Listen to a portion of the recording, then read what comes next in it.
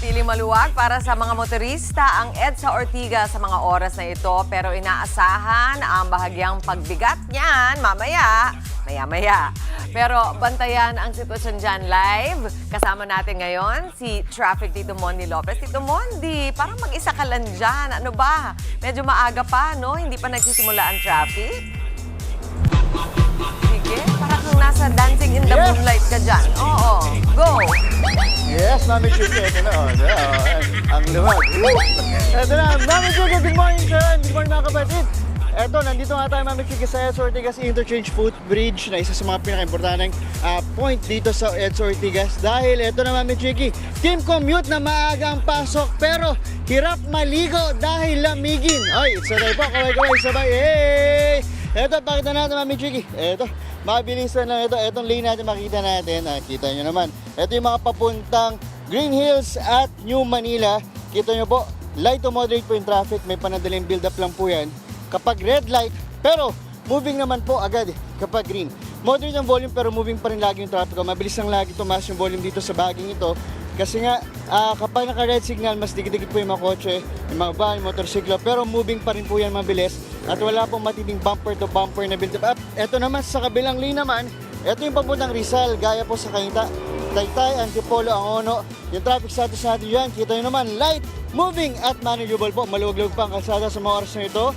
Ops, kita nyo ba, maluwag ang mga agwat at wala pong bumper-to-bumper situation. At habang ito naman, piyet tayo, nakastop lang po sila pero wala pong traffic. Ito, sa northbound, yan po yung mga patong Quezon City, yung mga pa north, mga pa Bulacan. Ito, traffic status po natin dyan, very light po at free-flowing. At ito po yung gusto natin makita sa umaga, ang maluwag po na kalsada. Ito naman po yung solo yung mga lane natin, walang build-up friend, walang bumper-to-bumper at napakagaan pa po ng traffic volume. Pero kahit maluwag, Mami Chuka, wala pong haharurot o pasaway dahil NCAP is waiving. At alam nyo ba, ayon sa MMDA, hindi bababa sa 35,000 hanggang 50,000 dumadaan dito araw-araw. Kaya talagang galawan ang laban dito, mapa-commuters man o motorista. At kung team commute ka, marami ka pong choices dito sa EDSA Ortigas.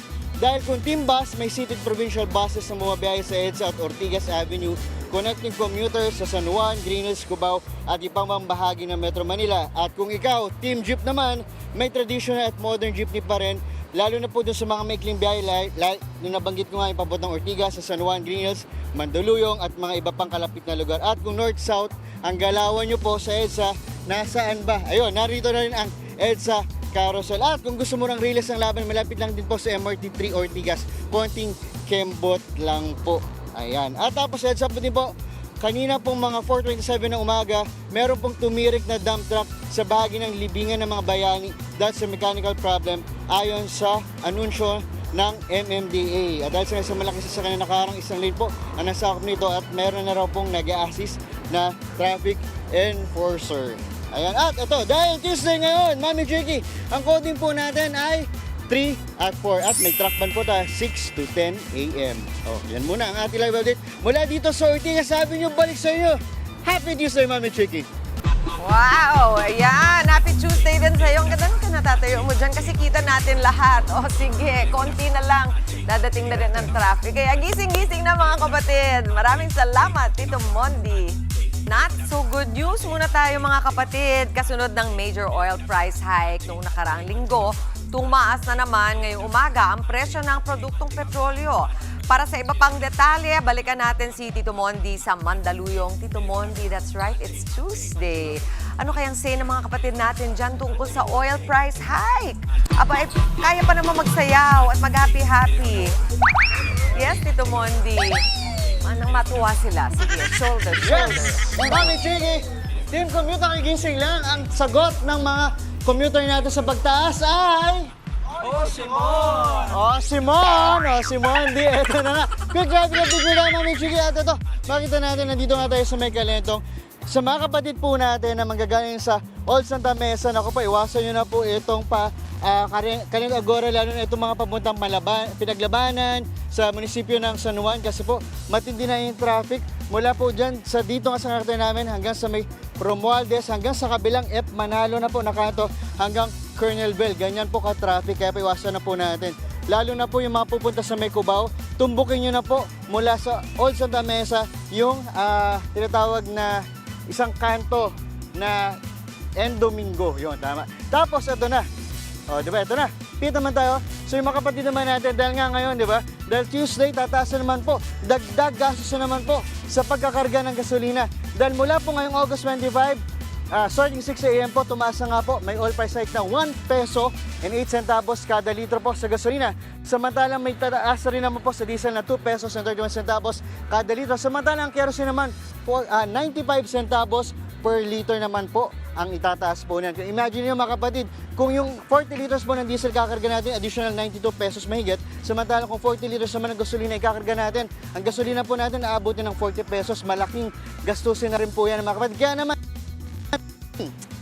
Ops! Libreng Bultang kasama natin ang saling tatlong riders natin na Osimon! Osimon! Mabilis lang ito, Osimon! O, mga kapatid, anong pangalan natin? Mabilis lang. RJ! Jomari po. Jomari! Lapit nga kayo, ang hirap tipunin. Eto, kailan kayo last na Bultang? Nung nakarang linggo pa. Nakarang linggo. Last week? Oo, ditong naka-araw Sige, lang. bago namin, bakit kayo kailangan bigyan ng full tank? Ito natin ang hataw natin. 1, 2, 3, go! O, pakita natin, no? Lower, lower, lower! Lower, lower, lower! Up!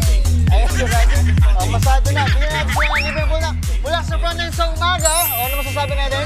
Maraming po salamat sa full tank. Full tank mo!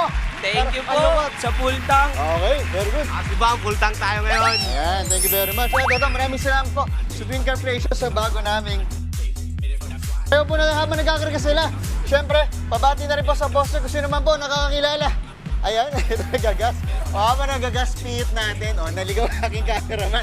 So, habang nagpupuntang po sila, o ito na, mabilis lang. Kung sino po nakakakilala sa mga kapatid natin ito, binabati po namin sila ng belated happy birthday. At siyempre po, sa jowa po ni Paul, Bon Voyage po. Ito, na si Kay Castillo ng Imas Cavite. O, babiyahin na siya, pasalubong ha, mula kay Paul. Yan muna natin live birthday. Mula dito sa Kalentang, balik sa putang session. Kaway muna mga kapatid. 1, 2, 3, go! Balik sa studio, lower! Pag nandiyan talaga si Tito Mondi, asahan yung meron siya ipapaskill. Pero paborito namin yan yung malaking hawak mo na may libreng paggas. Maraming salamat sa iyo. Happy Tuesday, Tito Mondi. Mga kapatid, Mondi Lopez po, manatiling updated sa lagay ng trapiko sa mga pinakaabalang kalsada sa Metro Manila. Mag-follow at subscribe na sa social media pages ng News 5.